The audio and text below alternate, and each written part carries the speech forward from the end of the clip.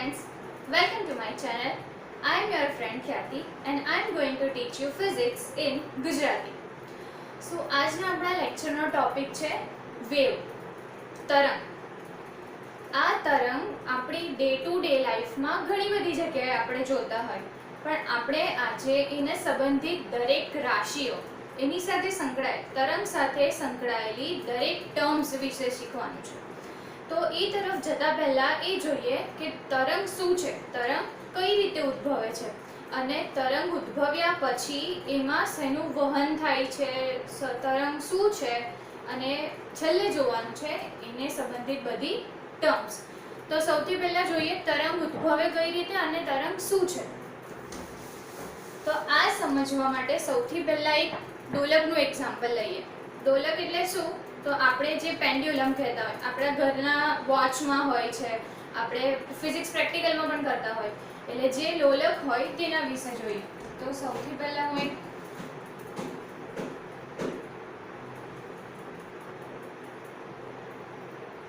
એક ડોલક છે, બરાબર. હવે આ ડોલકને હમણાં સ્થિર અવસ્થામાં છે. એ સ્થિર અવસ્થામાં હોય અને હું જ્યારે એના પર હવે બળ લગાડીશ તો શું કરશે? એના દોલન શરૂ કરશે. તો સૌથી પહેલા હું કોઈ એને સ્થિર અવસ્થામાંથી બળ આપીને દોલન સ્ટાર્ટ કરીશ તો શું થશે? એની કોઈ પણ એક ધન મહત્તમ અવસ્થા,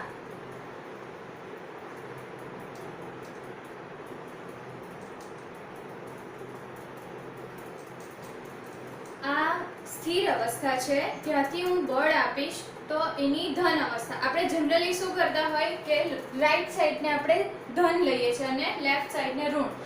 તો આ સ્થિર અવસ્થામાંથી એ સૌપ્રથમ શું કરશે? તો એની ધન અવસ્થા તરફ મહત્તમ ગતિ કરશે. તો આને હું નામ આપી દઉં એ. આ એનું બી પાર્ટ છે. કયું? ધન. હવે શું થશે? તો અહીંયાથી બી તરફ જશે, એનું મહત્તમ અંતર કાપશે અને પછી રિટર્ન આવશે. એ રિટર્ન આવીને એ ઉપર આવશે અને એ પરથી પછી ક્યાં જશે? તો એના ઋણ મહત્તમ તરફ, એટલે સી તરફ. આને નામ આપી દો સી. અને એ શું છે? ઋણ. એટલે અહીંયાથી એ પર આવશે અને એ થી સી પર, બરાબર. આ રીતે દોલન એક ચક્ર પોતાનું પૂર્ણ કરે. સૌથી પહેલા એ પરથી બી પર જશે, બી થી એ પર જઈને સી પર જશે અને સી થી રિટર્ન થઈને એ પર. અહીંયા એક ચક્ર પૂર્ણ થાય. હવે આ જે દોલકની અવસ્થા છે એને આપણે ગ્રાફિકલી ગ્રાફમાં બતાવવું હોય તો કઈ રીતે દર્શાવી શકીએ? તો આ એક ગ્રાફ છે, બરાબર. આ પોઈન્ટ હું આપણે લઈ લઉં એ. એટલે કયું? તો જે આપણી આ સ્થિર અવસ્થા છે, બરાબર, ત્યાંથી દોલક શું કરે છે? બી તરફ જાય છે અને બી શું છે? એનું ધન મહત્તમ સ્થાનાંતર. એટલે અહીંયાથી એ સ્થાન કરીને શું કરશે? આ મહત્તમ સ્થાનાંતર. એટલે આ કયો પોઈન્ટ છે? બી. હવે આ બી પોઈન્ટ થી પાછું એ તરફ આવે છે, એટલે આ શું થઈ ગયું? એ એનું સ્થિર સ્થાન. અને એ થી ક્યાં જાય છે? સી તરફ. અને સી કયું છે? ઋણ છે. તો એટલે આ કયો ભાગ થઈ ગયો? સી. અને સી થી પાછું એ તરફ, એટલે આ પોઈન્ટ થઈ ગયો એ. આ એક આખું ચક્ર પૂર્ણ થયું, બરાબર. એટલે આ રીતે જે દોલન થયું એ શું આપણે ગ્રાફિકલી તરંગના સ્વરૂપમાં અહીંયા બતાવ્યું છે, બરાબર. આ થઈ ગયો એક તરંગ. આ આપણને જે મળે છે એ દોલક દ્વારા ઉત્પન્ન થતું તરંગ છે, બરાબર. હવે એ તરંગમાં આપણે બધી અલગ અલગ રાશિઓ જોવાની છે. કઈ કઈ? તો તરંગ સાથે સંબંધિત ટર્મ્સ છે. સૌથી પહેલા તો આવર્તકાળ, સમય, પછી એની આવૃત્તિ, પછી તરંગ લંબાઈ, તરંગ વેગ, તરંગ ગતિ અને સૌથી ઇમ્પોર્ટન્ટ છે તરંગની કળા અને એનો કળા તફાવત. તો એ કઈ રીતે સમજીએ? તો સૌથી પહેલા આપણે લઈએ આવર્તકાળ, બરાબર. આવર્તકાળ સમજવું છે તો કઈ રીતે સમજીએ? આવર્તકાળ એટલે શું? તો આ જે એક ચક્ર પૂર્ણ થયું તરંગનું, અહીંયા એ થી સ્ટાર્ટ કરીને પાછું એ સુધી પૂર્ણ કરવામાં એને જેટલો સમય લાગે, દોલકને એ થી શરૂ કરીને ફરી એ પર આવવા માટે જેટલો સમય લાગે એને શું કહેવાય? એનો આવર્તકાળ. પહેલી ટર્મ કઈ થઈ ગઈ? આવર્તકાળ. બરાબર. એટલે એક ચક્ર પૂર્ણ કરવા માટે લાગતો સમય એને શું કહેવાશે? આવર્તકાળ. અને આવર્તકાળની સંજ્ઞા શું છે? t. બરાબર. આ થઈ ગઈ પહેલી ટર્મ આવર્તકાળ. હવે બીજું છે આવૃત્તિ. તો આવૃત્તિ કઈ રીતે સમજાવાય? આવૃત્તિ શું છે? તો આવર્તકાળનો વ્યસ્ત. એટલે શું? તો 1 સેકન્ડમાં કેટલા ચક્ર પૂર્ણ કરે છે. કણ દોલક જે છે આપણું એ 1 સેકન્ડમાં કેટલું ચક્ર પૂર્ણ કરે છે એને કહેવાય એની આવૃત્તિ. એટલે આવર્તકાળ શું હતું કે એક ચક્ર પૂર્ણ કરવા માટે લાગતો સમય, અને આવૃત્તિ શું છે? તો 1 સેકન્ડમાં થતા દોલનોની સંખ્યા. એટલે બંને શું થયા? એકબીજાના વ્યસ્ત. તો આને મારે સૂત્ર તરીકે લખવું હોય તો શું લખાય? આવૃત્તિને આપણે f તરીકે દર્શાવીએ છીએ. બરાબર. તો આવૃત્તિ શું થયું? આવર્તકાળનો વ્યસ્ત. એટલે f બરાબર 1/t. આ થઈ ગયું આવૃત્તિનું સૂત્ર. બંને શું છે? એકબીજાના વ્યસ્ત છે. હવે ત્રીજી ટર્મ જે આપણે કોમનલી જાણતા હોય છતાં આપણે જોઈ લઈએ. શું છે? તરંગ લંબાઈ. તરંગ લંબાઈ શું છે? તો આ a થી એક ચક્ર આખું આ કમ્પ્લીટ થાય, આ એક આખી સાયકલ કમ્પ્લીટ થાય ત્યારે કેટલું અંતર કપાય? એટલે આ a થી સ્ટાર્ટ કરીને ફરી a તરફ આવતા આટલું જે અંતર કપાયું એને શું કહેવાય? તરંગ લંબાઈ. લંબાઈ છે, નામ જ લંબાઈ પરથી છે એટલે શું બતાવતું હશે? અંતર બતાવતું હશે. એટલે એક ચક્ર પૂર્ણ કરવા માટે લાગતું અંતર. અથવા આપણે બીજી રીતે કહીએ તો બે ક્રમિક શૃંગ. આ જે છે એને શું કહેવાય? આ શૃંગ થઈ ગયું. અને આ શું છે? ગર્ત. તો બે ક્રમિક શૃંગ અથવા બે ક્રમિક ગર્ત વચ્ચેનું અંતર એને શું કહેવાય? તરંગ લંબાઈ. તો તરંગ લંબાઈને આપણે સંજ્ઞા શેનાથી દર્શાવીએ છીએ? લેમ્બડા. હવે જોવાનું છે તરંગ વેગ. તરંગ લંબાઈ થઈ ગઈ, આવર્તકાળ થઈ ગયો, આવૃત્તિ થઈ, હવે તરંગનો વેગ. તો આપણી પાસે વેગનું કોમન સૂત્ર છે. વેગ બરાબર શું થાય? વેગ v બરાબર અંતર ભાગ્યા સમય. બરાબર. આ સૂત્ર છે આપણી પાસે. તો તરંગના ટર્મમાં જોઈએ તો તરંગનો વેગ બરાબર તરંગનું અંતર એટલે તરંગ લંબાઈ, અને તરંગનો સમય એટલે શું? આવર્તકાળ. એટલે અહીંયા શું આવશે? તરંગ લંબાઈ એટલે લેમ્બડા ના છેદમાં સમય એટલે t. બરાબર. લેમ્બડા ઓવર t થઈ ગયું. આ હવે જે લેમ્બડા ઓવર t છે એમાં 1/t ને આપણે શું કીધું છે? f. તો મારે આ સૂત્રને આવૃત્તિના ટર્મમાં લખવું હોય તો કઈ રીતે લખાય? v બરાબર લેમ્બડા ઇન્ટુ f. એટલે તરંગનો વેગ મળી ગયો. શું છે? v બરાબર લેમ્બડાના છેદમાં t બરાબર લેમ્બડા ઇન્ટુ f.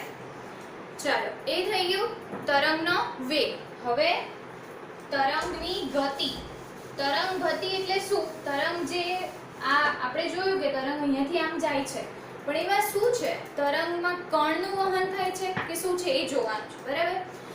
તો તરંગ એ ઊર્જાનું વહન કરે છે. કોનું છે? ઊર્જાનું એક પ્રસરણ છે. કઈ ઊર્જા? તો તરંગની આ જે ઊર્જા છે એ બંને પ્રકારની. એટલે બંને એટલે કઈ? સ્થિતિ ઊર્જા અને ગતિ ઊર્જા, એમ બંને પ્રકારની ઊર્જા છે. બરાબર. અને એક સાયકલ જ્યારે પૂર્ણ થાય ત્યારે આપણાથી એમ કહેવાય કે તરંગની ઊર્જાનું એક વિભાગમાંથી બીજા વિભાગમાં રૂપાંતર થયું. એક વિભાગમાંથી બીજા વિભાગમાં ઊર્જાનું રૂપાંતર થાય એને આપણે તરંગ વડે દર્શાવી શકાય. બરાબર. હવે તરંગની ગતિ પછી આપણે જોવાનું છે તરંગના પ્રકાર. સૌથી વધારે ઇમ્પોર્ટન્ટ તરંગના પ્રકાર.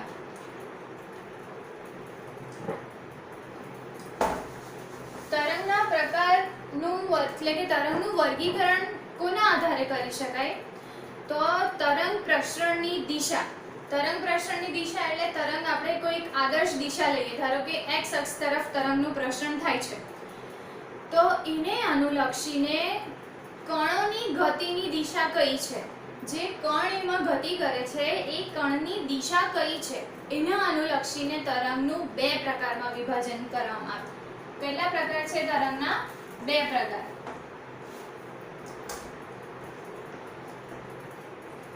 સંગત તરંગ અને લંબગત તરંગ. બરાબર. તરંગના બે પ્રકાર છે. કોના આધારે? તો તરંગ પ્રસરણની દિશાને આધારે કણોની ગતિ કઈ દિશામાં છે તે પ્રમાણે આપણે તરંગને બે પ્રકારમાં વહેંચીએ છીએ. કયું? સંગત તરંગ અને લંબગત તરંગ.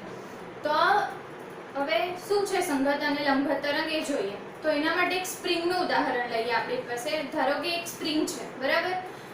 હું સ્પ્રિંગને જ્યારે આડી રાખીશ અને એને બંને તરફથી કમ્પ્રેસ કરીશ, એટલે કે બંને તરફથી એના પર હું દબાણ આપું તો અને છોડી દઉં, એટલે કે આપણે જે રીતે સ્પ્રિંગને જે દોલનો આપવાના હોય તે કઈ રીતે આપીએ, તો હું એને બંને તરફથી દબાણ આપીશ અને છોડી દઈશ તો શું થશે? સ્પ્રિંગ આ રીતે દોલન કરશે એની જગ્યા પર, બરાબર.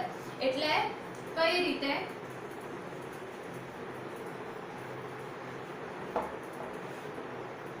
બરાબર. જ્યારે સ્પ્રિંગ ને આ રીતે આપણે દબાણ આપીએ અને આવી રીતે સેમ દિશામાં, એટલે કે સમાંતર ગતિ કરે છે કણ. બધા કેવા છે? તરંગ પ્રસરણ. આ જે દિશા હું એરોથી બતાવું છું એ કઈ છે? તરંગ પ્રસરણની દિશા. તો તરંગ પ્રસરણની દિશાને સમાંતર જ્યારે દોલન કરતા હોય તો એ તરંગને કેવા કહેવાય? સંગત તરંગ. એટલે કે તરંગ પ્રસરણની દિશાને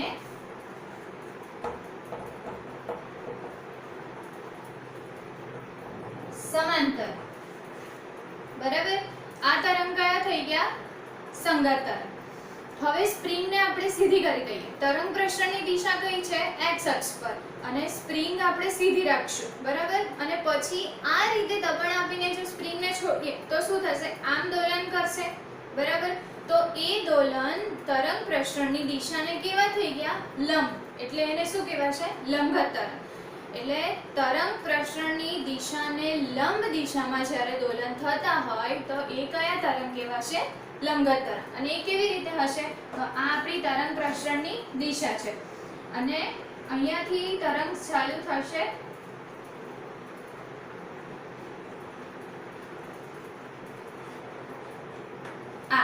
આ શું થઈ ગયા તમારા? લંબગત તરંગ. બધા કયું છે? તરંગ પ્રસરણની દિશાને લંબ છે, બરાબર. એટલે આ જે છે વ્યાખ્યા એને કઈ રીતે લખાય? તો તરંગ પ્રસરણની દિશાને લંબ. જે તરંગો તરંગ પ્રસરણની દિશાને લંબ ગતિ કરતા હોય એને શું કહેવાય? લંબગત તરંગ, બરાબર. એટલે બે પ્રકાર છે તરંગના. કયા? સંગત અને લંબગત. સમાંતર દિશા તો સંગત તરંગ અને લંબ હોય તો લંબગત તરંગ, બરાબર. હવે જે ઇમ્પોર્ટન્ટ ભણવાનું છે એ શું છે? તરંગના પ્રકાર, પછી તરંગની કળા અને એનો કળા તફાવત. આ ટોપિક જે છે કળા અને કળા તફાવત, એના પરથી ઘણી બધી એપ્લિકેશન આપણે જોઈ શકીએ, બરાબર. તો આપણે પહેલા તરંગની કળા, એક તરંગ દોરી દઈએ.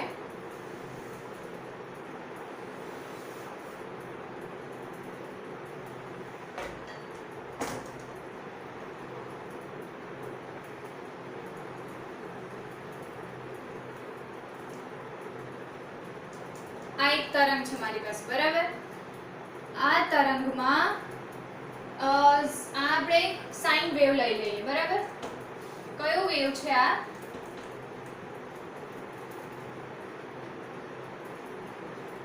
સાઇન વેવ, બરાબર. આ 0 થી અહીંયા સ્ટાર્ટ થાય છે. તો કોઈ કણ ગતિ કરે છે અહીંયાથી શરૂ કરીને અહીંયાથી તરંગ એનું આગળ પ્રસરણ થતું રહે છે. તો સૌથી પહેલા આટલું જે અંતર છે એને આપણે શું કહીશું? અહીંયા સુધી. આ શું થઈ ગયું? લેમ્બડા. એક ચક્ર પૂર્ણ કરવા માટેનું અંતર અથવા આટલું જે અંતર એ શું થઈ ગયું? એની તરંગ લંબાઈ લેમ્બડા.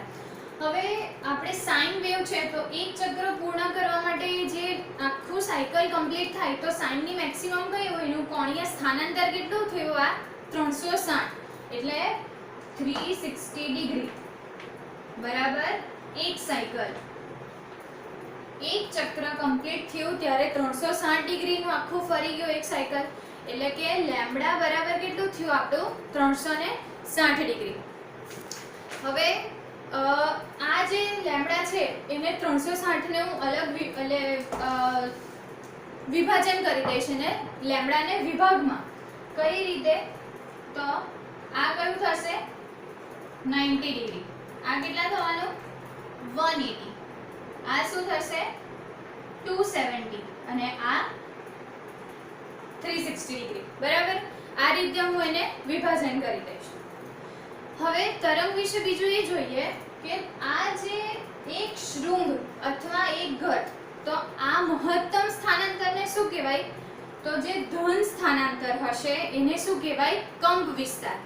આ અહીંયાથી આટલું અંતર એક તરફનું મહત્તમ આ જ રીતે અહીંયાનું મહત્તમ એને શું કહેવાય કંપ વિસ્તાર. અને બીજું કેવું હોય તો શું કહેવાય પીક. પીક એટલે શું ટોચ. તો આ જે એક પીક વેલ્યુ છે એ અહીંયાથી લઈ લઈએ કેટલી +1 એ જ રીતે આ ઋણ તરફ છે એટલે આ કેટલી થવાની અહીંયાથી આ -1 ગર્ત તરફનું મહત્તમ કેટલું છે -1 અને શૃંગ તરફનું કેટલું છે +1. આ વેલ્યુ આપણે વિભાજનમાં હવે જોવાની છે તો કઈ રીતે જો હું એક કણને હવે દોલન કરાવું તો આ 0 ડિગ્રીથી શરૂ થશે. કણ sin 0 કેટલા 0 એટલે આ કણ અહીંયા છે હમણાં. પછી કણની ગતિ જેમ જેમ વધારતી જઈશ અને હું ધારો કે કણને અહીંયા જોઈશ તો sin 90 કેટલા થશે +1 એટલે એ મળી ગયું આપણને. કણ ફરીથી જ્યારે સ્થિર અવસ્થામાં આવશે તો કેટલા sin 180 એ કેટલું છે 0 અગેન. પછી નીચે તરફ તો sin 270 એ કેટલા થશે -1 અને પાછું sin 360 એટલે કેટલા 0 બરાબર. એટલે sin ની આપણને બે મેક્સિમમ વેલ્યુ મળે છે કઈ +1 અને -1. આના પરથી અલગ અલગ ખૂણા માટે થીટાની અલગ અલગ વેલ્યુ આપણે શોધી શકીએ પણ બધી વેલ્યુ કેટલી હશે +1 અને -1 ની વચ્ચે. તો એ રીતે તો આપણે જોયું sin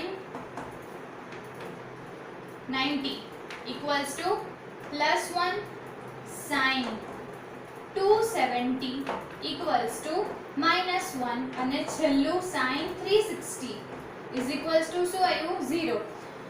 એટલે મેક્સિમમ કઈ બે વેલ્યુ મળે છે +1 અને -1. તો આ જે આખું તરંગ છે સાઇન નું એક તરંગ એના માટે આપણને કેટલી વેલ્યુ મળશે મહત્તમ +1 અને -1 અને બીજી બધી એના વચ્ચે મળશે બરાબર. હવે જો હું આ તરંગને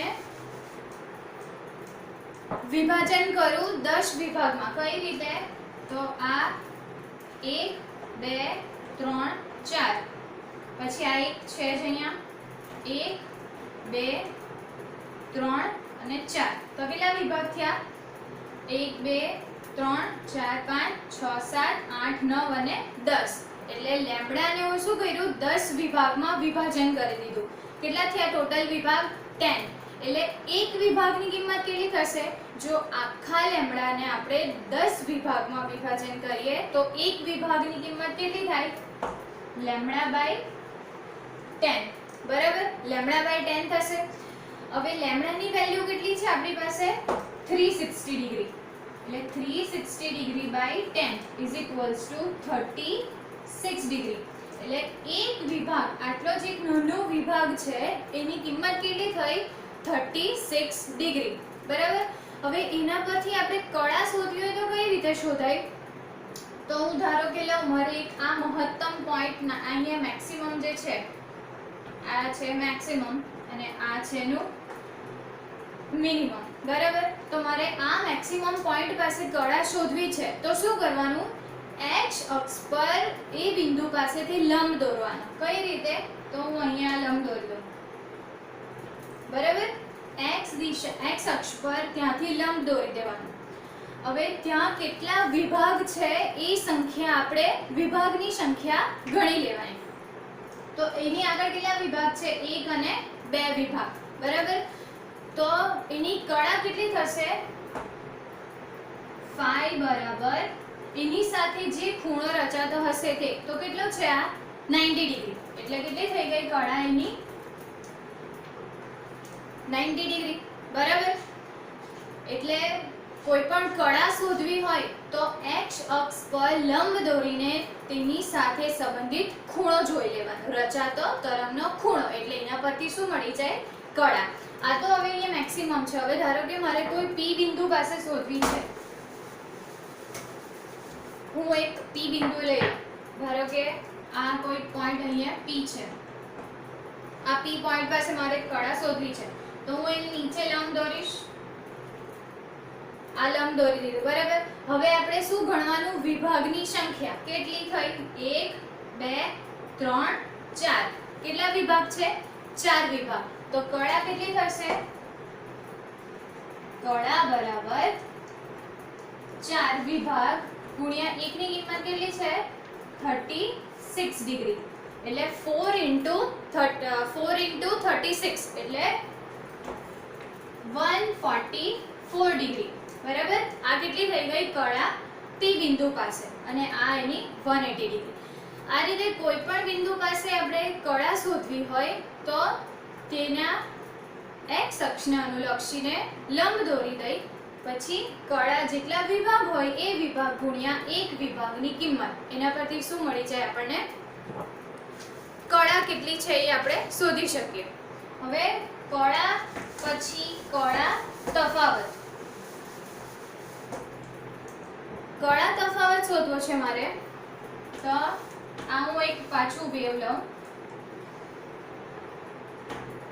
આ છે 90 ડિગ્રી, આ છે 270 અને 360.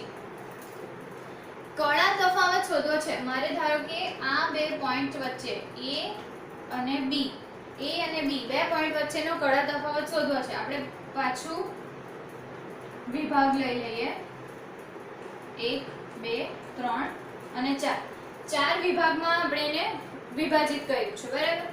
તો A અને B પોઈન્ટ વચ્ચે ટોટલ કેટલા વિભાગ થશે તે પ્રમાણે એનો કળા તફાવત શોધી શકાય.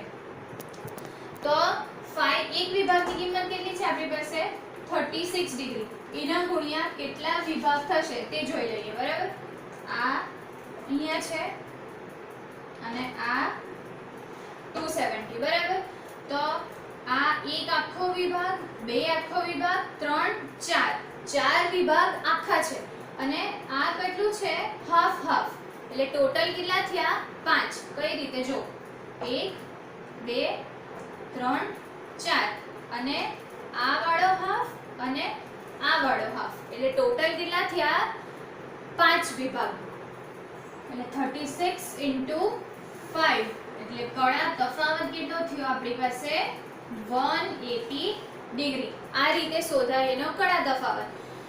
કળા શોધવી હોય કે કળાનો તફાવત, આપણે શું જોવાનું? બે બિંદુ વચ્ચેના વિભાગ કેટલા છે અને એના ગુણ્યા એક વિભાગની કિંમત. એટલે શું મળી જશે આપણને? કળા અને બે બિંદુ વચ્ચેનો કળા તફાવત. આ એક વેવ માટે હતું. હવે ધારો કે બે વેવ આપણે લઈએ તો શું રિઝલ્ટ આવે?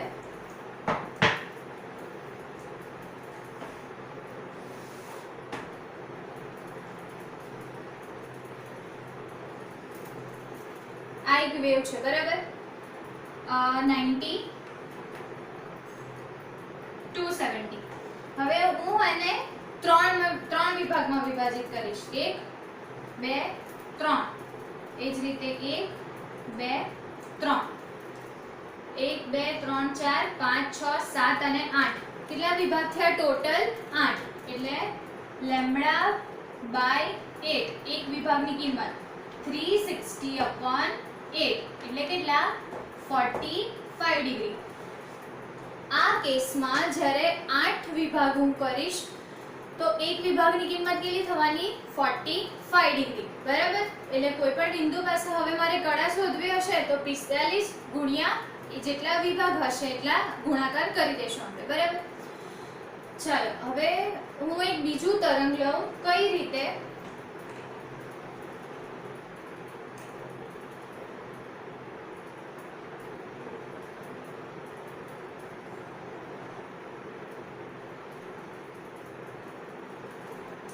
આ એક મેં બીજું તરંગ લીધું છે બરાબર. તો એ આપણે જોવાનું છે કે કડામાં છે અને છે તો કેટલો કડા તફાવત છે અને શું. તો આ જો આનો 90 ડિગ્રી ક્યાં છે? અહીંયા જ છે. 270 ક્યાં છે? અહીંયા જ છે. તો બંને વચ્ચે કડા તફાવત થયો ખરો? બંને કેવા છે? કડામાં સમાન છે. જો આનો 90 ડિગ્રી અહીંયા છે તો એની સાથે જ ઉપરના તરંગનો પણ છે. આનો 270 અહીંયા છે તો તરંગ બેનો પણ 270 ત્યાં જ છે. બંને કેવા છે? તરંગ બંને એકબીજા સાથે કડામાં છે એટલે એનો કડા તફાવત કેટલો થવાનો? 0. પણ જ્યારે હવે બે તરંગ અલગ અલગ દિશામાં હોય તો બંનેની કડા જુદી હોય તો કઈ રીતે કડા તફાવત શોધી શકાય?